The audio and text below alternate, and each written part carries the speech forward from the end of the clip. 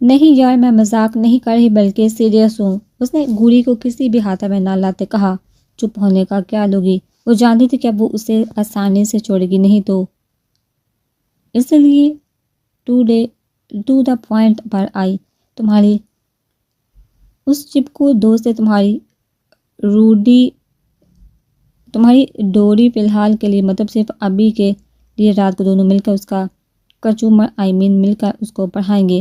اس کی کتاب کی طرف اشارہ کرتے اس نے الٹے سیدھے الفاظ میں اپنا مدعا بیان کیا۔ اسوا اس کی بکواس پر ہنسی دباتی اپنی کتاب بیگ میں رکھ دی۔ جانتے تھے اب یہ چڑیل نہ تو اسے پڑھنے دے گی اور نہ خود پڑھے گی۔ اپنی بات پوری ہونے پر داند نکالتے اسے ساتھ ہی کلاس سے باہر چلی گئی، جہاں آسمان اپنے نیلے رنگ سے بدل کر کالا رنگ اڑا چکا تھا اور آسمان پر رقص کرتے بادل بس پھٹنے کو تیار تھے۔ تیز ہوا لیکن کسی بھی گرد سے پاک چلتی لوگوں کے وجود سے ٹکراتی اطمینانیت اور سکون پہنچاتی ان کے چہرے پر مسکراہٹ بکھیر رہی تھی۔ وہ دونوں اس قدرت کے اس خوبصورت لیکن کس حد تک ڈراونے والے منظر کو دیکھتی، ٹکراتی ہوا سے خاموش بات کرتی اپنے اندر سکون اتار رہی تھی۔ دیکھتے دیکھتے آسمان پر رقص کرتے بالوں نے اپنے اندر موجود پانی کے ذخیرے کو اپنے اندر قید کرنے کے ضبط کو کھولتے اپنے پھٹنے کا اعلان کیا، تو وہیں بجلی نے بھی اپنے ہونے کا احساس دلاتے ہر سو پھیلے اندھیرے کو چیرتے آسمان کو دو حصوں میں چیرتے زمین پر پہنچتے ہر ذی روح کو ہراساں کیا تھا۔ اسوا جو بارش کی پہلی بوند کو اپنے چہرے پر ابھی محسوس بھی نہ کر پائی تھی کہ بجلی کے کڑکنے پر چیخ مارتی وہ اچھل کر رہ گئی اور اپنا توازن کھوتی گرنے لگی تھی کہ وہ مضبوط لیکن نرم گرفت پر اس نے میچی آنکھیں جو گرنے کے ڈر سے خود بخود بند ہو گئی کھولی۔ سامنے ہی ڈاکٹر اسفندیار کا چہرہ اس کی آنکھوں میں سمایا۔ وہ خفت اور شرمندگی سے سر ہوتی اور اطراف میں سب کا دھیان اپنی طرف پا کر جلدی سے دور ہوئی۔ آپ ٹھیک ہے مس اسوا؟ ڈاکٹر اسفندیار نے نارمل لہجے میں پوچھا۔ یس سر، وہ سر جھکا کر بولی۔ Good and be brave. وہ اسے کچھ دیر پہلے ہماری کی چیخ پر کہتے گزر گئے، جبکہ وہ حفاظت سے سب کو دیکھتی سویرا کے ساتھ جا کر کھڑی ہوگی۔ ٹھیک ہو؟ ہاں، اس نے ہاں میں سر ہلایا۔ ویسے سر کی انٹری ہوئی بالکل ایک ہیرو کی طرح، اور ٹائمنگ کتنی پرفیکٹ تھی۔ ہر وقت ترنا شروع ہو جایا کرو۔ اس نے اسے ڈانٹا۔ وہ کتنا شرمندہ ہوئی تھی۔ یوں اوکے؟ اس کے تیور دیکھ کر وہ چپ ہو گئی۔ یہ ارج فون کیوں نہیں پک کر رہی؟ آہل نے کوفت سے کہا۔ وہ دونوں اس کے کمرے کا دروازہ کتنی دفعہ ناک کر چکے تھے لیکن کوئی رسپانس ہی نہیں تھا۔ وہ لوگ سمجھے کہ شاید ان کے دیر سے اٹھنے کی وجہ سے بوریت کو دور کرنے کے لیے وہ یہیں کہیں گھومنے گئی ہوگی۔ اب انہیں کیا پتا تھا کہ وہ ایک دیوانے سے پری کو موقع ہی نہیں دیا تھا کہ وہ اپنا موبائل لے لیتی۔ کافی دیر انتظار کرنے کے بعد بھی جب وہ ہوٹل نہ لوٹی تو ان دونوں کو تشویش ہونے لگی۔ پتہ نہیں کیوں کل پک نہیں کر لی، اللہ خیر کرے، ایسا پہلے تو کبھی نہیں کیا اس نے۔ نمل نے بھی پریشانی سے کہا۔ اس نے ہنکارا بھرا اور دوبارہ کال کی لیکن وہی نو رسپانس۔ آخر کیوں نہ ہم ریسیپشن پر جا کر ارش کا پوچھیں، میں بھی وہ انہیں بتا کر گئی ہو۔ نمل نے کہا۔ اوکے چلو۔ Hello ma'am, member of room 301 have gone anywhere or any message she given you؟ Receptionist پر پہنچ کر نمل نے انگلش میں بولا۔ لیٹ می چیک میم۔ میم نو 301 عرش افسام رائٹ؟ جی۔ نمل نے ہاں میں سر ہلایا۔ ریسپشنسٹ نے عارب کا پیغام انہیں دیا۔ شکریہ کہہ کر وہ لوگ سیر پر ہو گئے۔ مطلب عرش واپس پاکستان چلی گئی ہے؟ نمل نے کہا۔ آہل نے ہاں میں سر ہلایا۔ ایئرپورٹ تک کا راستہ خاموشی سے کٹا تھا۔ عرش نے نہ کوئی بات کی تھی اور نہ ہی عارب نے، البتہ اس کے تاثرات ساتھ ہی تھے۔ عرش نے بھی سوچ لیا تھا کہ اگر اس نے یا داد نے کچھ بھی کہا تو وہ بھی ڈرے گی نہیں بلکہ منہ توڑ جواب دے گی۔ انہیں یہی سوچتے سوچتے وہ لوگ ایئرپورٹ پہنچ چکے تھے۔ نکلو باہر، عارب نے اترتے ساتھ اسے بھی حکم دیا۔ وہ جانتی تھی احتجاج کا کوئی فائدہ نہیں، اس لیے وہ چپ چاپ گاڑی سے نکلی اور اس کے پیچھے چلنے لگی۔ اناؤنسمنٹ پر وہ دونوں جہاز میں بیٹھ گئے۔ دونوں کی سیٹ ایک ساتھ ہی، وہ اس کے ساتھ بیٹھنا تو نہیں چاہتی تھی لیکن ناچار وہ بیٹھ گئی۔ تھوڑی دیر میں ہی جہاز نے پروان چڑھائی۔ وہ بادوں میں سفر کرنے لگا۔ عارب آنکھیں بند کر کے بیٹھ گیا تو عرش بور ہونے لگی۔ کافی دیر عارب کو ساتھ نظروں سے دیکھنے کے بعد اس کی بھی آنکھ لاگی۔ عارب خود بکب سے اس کی نظروں کی تپش محسوس کر رہا تھا لیکن وہ چپ آنکھیں باندھ کے بیٹھا رہا۔ اس نے آنکھیں کھولی تو عرش سو چکی تھی۔ اس کے ہونٹ نیم وا تھے۔ وہ جو صبح سے غصے میں تھا وہ ابھی بھی تھا لیکن آج بھی اسے بچپن کی طرح سوتے دیکھ اس کا غصہ ہوا ہوا، اس کے لب مسکراہٹ میں ڈال گئے، اس کے ہونٹوں کو آرام سے بند کرتے اس نے بھی اپنی آنکھیں بند کر لی۔ پاکستان لینڈ کرتے وہ اس سے لیے مینشن کی طرف روانہ ہوا۔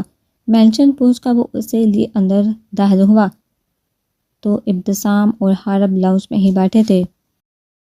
دا کے چہرے سے ان کے غصے کا اندازہ ہو رہا تھا۔ ابھی عرش نے اندر قدم رکھا بھی نہ تھا کہ دا جی اپنی جگہ سے اٹھے اور پوری طاقت سے عرش کے چہرے پر تھپڑ مارا۔ دا نے صرف ایک تھپڑ پر ہی اکتفا نہیں کیا تھا بلکہ در پہ پتھروں سے اس کا حسین چہرہ لال کر دیا تھا۔ ان کے سمر پر ابتسام سمیت عارب و حارب کو بھی سام سونگ گیا تھا۔ عرش اپنے چہرے پر ہاتھ کے سورہ آنکھوں سے ششدر کھڑی انہیں غصے سے ہامتی دیکھ رہی تھی۔ جو فل غصے میں اسے دیکھ رہے تھے ان کے چہرے پر ذرا بھی شرمندگی یا افسوس نہیں تھا۔ تم نے ناجائز فائدہ اٹھایا ہماری نرمی کا، تمہاری ہر نادانی، ہر بدتمیزی کو تمہارا بچپنا سمجھ کر ہم نے معاف کیا، جہاں تک کہ تمہیں اتنی چھوٹ دی کہ تم بنا کسی کو بتائے مشورہ کیے دبئی تک چلی گئی، لیکن ہم نے پھر بھی اعتراض نہ کیا، یہ سوچ کر کہ یہی تو زندگی گزارنے کے گھومنے پھرنے کے دن ہیں۔ کوئی تمہارے ماں باپ کی محبت کی محرومی مجھے کچھ بھی سہد کرنے سے روکتی تھی، لیکن تم نے مجھے احساس دلا دیا کہ میں غلط تھا۔ غصے میں اور کچھ طبیعت کی وجہ سے ان کی سانس اب پھولی، انہوں نے رک کر ساتھ یا عارب حارب اور ابتسام کی سخت نظریں بھی اسی پر تھی جو چپ چاپ سن رہی تھی۔ اس نے کوئی رد میں غلط تھا کہ تم میں ہمارے خاندان کا خون دوڑتا ہے جو کبھی بھی ایسی کوئی حرکت نہیں کرے گا جسے ہماری عزت پر حرف پائے گا، لیکن تمہارا بہت شکریہ جس نے ثابت کر دیا کہ خون کا رنگ اثر دکھاتا ہے تو ماں کا رنگ بھی بیٹی میں دکھتا ہے، جو تم نے دکھایا۔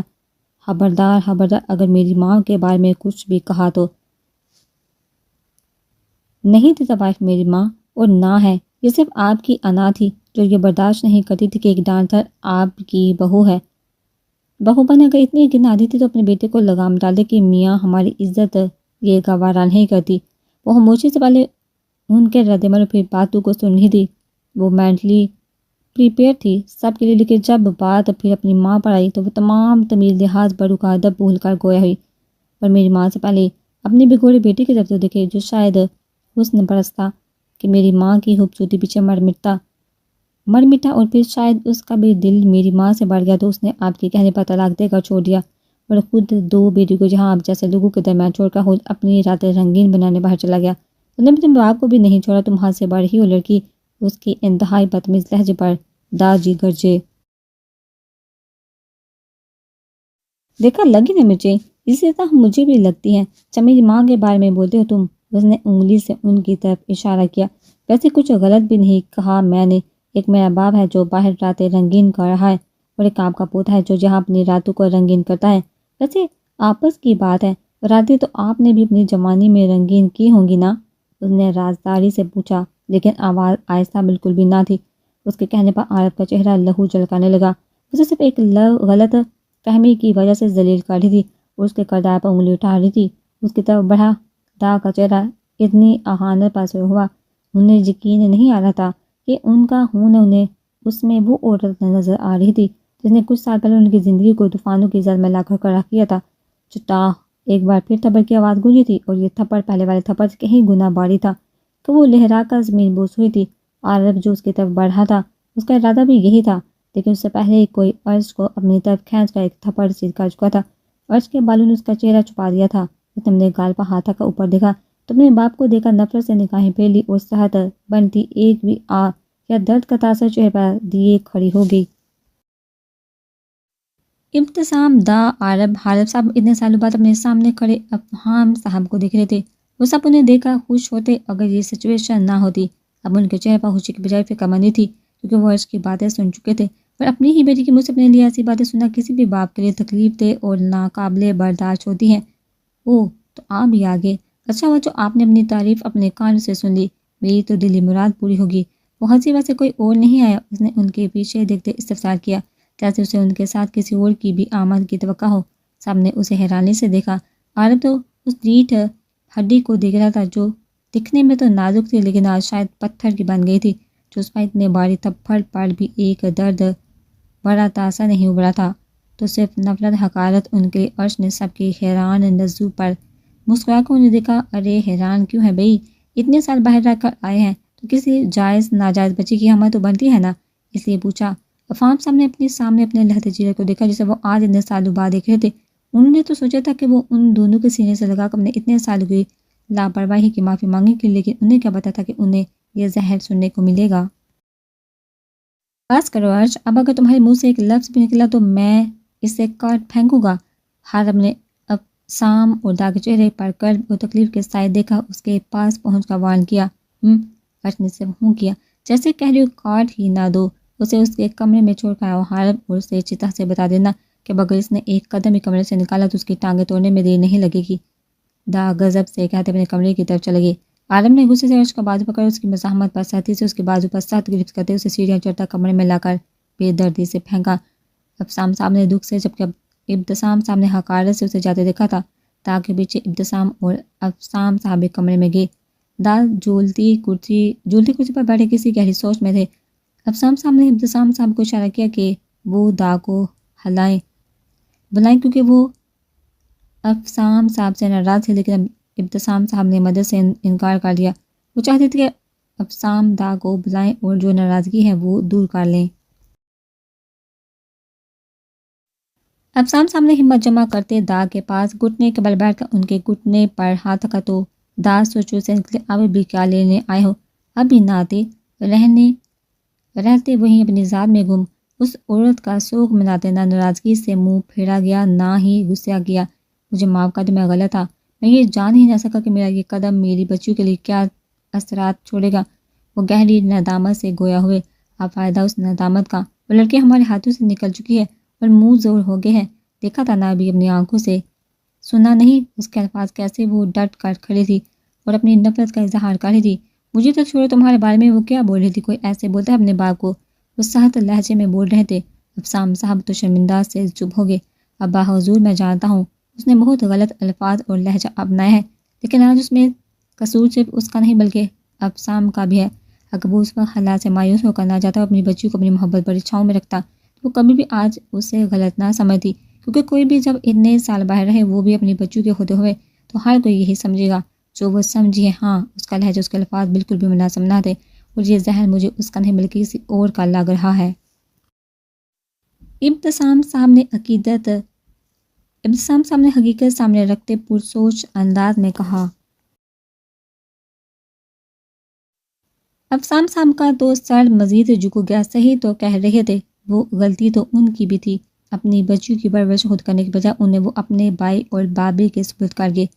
کیا کہنا چاہ رہے ہو؟